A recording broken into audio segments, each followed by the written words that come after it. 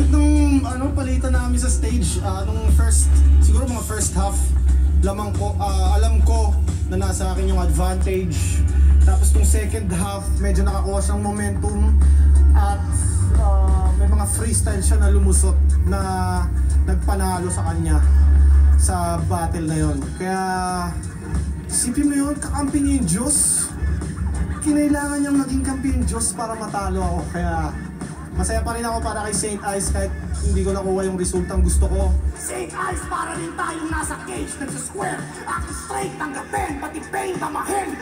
Bugbog sarado ka na sa'kin, kaya face nagka-swell. Kaso kailangan kong tumigil dahil sa time limit.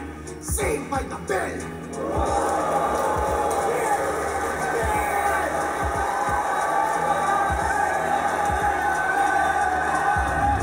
Wala, parang enjoy lang talaga kami. And men, sana mag-translate sa video and sana yun din yung nadama ng audience. Kasi kami, pinag-uusapan namin kung gano'ng kasaya yung battle na yun.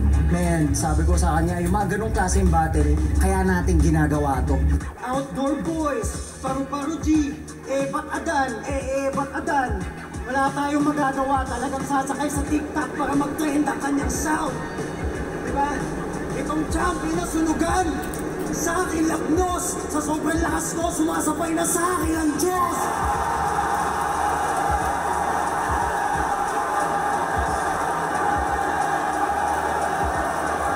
Music muna ako bago ako tumanggap ng battle ulit.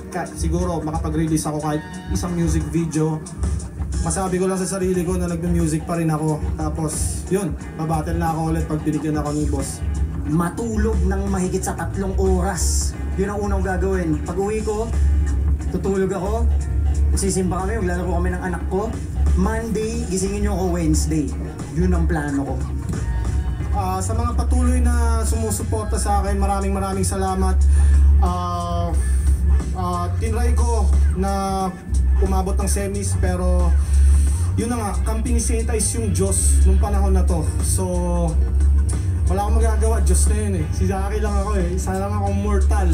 Pero yeah, abangan nyo ako, hindi pa ako titigil sa pagsali ng Isa Buhay.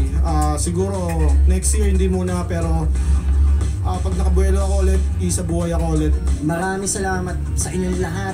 Grabe, sa kabila ng kutsa parang babagsak na yung langit. Nandito tayo lahat, magkakasama tayo, masasaya tayo lahat.